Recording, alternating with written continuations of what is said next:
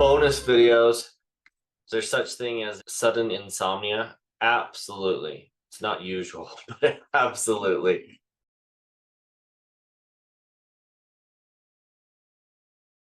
Most of you have been struggling a long time from insomnia. So traumatic events can cause sudden insomnia, chronic pain. And even when we think chronic pain isn't bad enough to keep me awake, when your body's under a constant influence of pain, whether extreme or mild, it can activate our fight or flight. And so our body thinks that there's a reason to be awake to protect and survive from a dangerous situation. Look at that situational scenario there, pain, inappropriate pain management.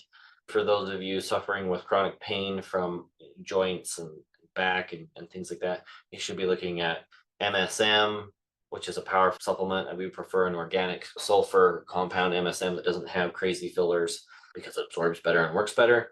Glucosamine, and in between meals, things like turmeric and bromelain can make a big difference in those kinds of chronic pains that aren't going away. But let's go ahead and break down a little bit more of the sudden and occasional insomnia. Most of the time, we're running into a caffeine scenario. We've pushed and for whatever reason use more caffeine, and we got to give it a day or two to come down, or we're using caffeine too late in the day, or we started a new supplement that has caffeine, coffee bean extract, green tea extract. Those things aren't labeled out as caffeine, but may have those natural caffeines or stimulating effects like caffeine. Another one that gets people a lot is licorice root. And so licorice root, while it's an herb and isn't bad, you can overuse licorice root and use it at inappropriate times of day to cause insomnia. A high stress day could cause insomnia. A lot of times taking an Epsom salts bath, get some extra magnesium in you through the skin, can really help with those high stress and helping you relax down. Oftentimes, some people may call it like a low stress day, but it's not a low stress day. We're just too sedentary. We're not moving around. We need to get up and exercise. And it doesn't usually happen whereas one day we didn't move around enough, so we don't sleep. It's usually like 3, 4, 5, 6 days where we just push at work and we're sitting in our office and we're not moving our bodies, and then we're not sleeping well. Even if we're going for walks first thing in the morning, that helps us sleep better at night. Maybe we're going for a walk after dinner, and immediately after dinner helps balance out your blood sugars, but helps you expend that energy and you sleep better. So there you go. Now let's talk about the other one, pregnancy and insomnia. A lack of B vitamins, morning sickness, you can't keep anything down. So a liquid B vitamin in that scenario can be really good.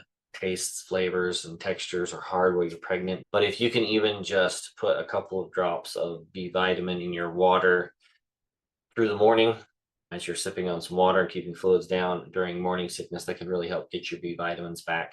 And that can help with your sleep, particularly B12 for your energy, B6 for your sleep. We don't want to overdo either one of those, but in proper portions. That's what can help out. Blood sugars is another big one during pregnancy. Again, if your blood sugars are dropping and falling while pregnant, your body's going to want to wake you up. You're going to want to eat, and then you're going to eat, and then you're going to have a sugar spike, and then you're going to repeat this cycle that's up and down.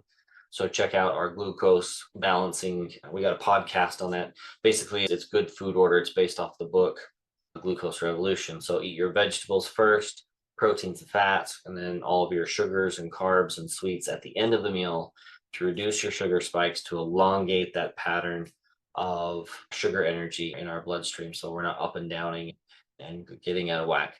Another thing with pregnant women is just sitting too much, not getting enough exercise in, again, for them. That also happens. So going for walks is good.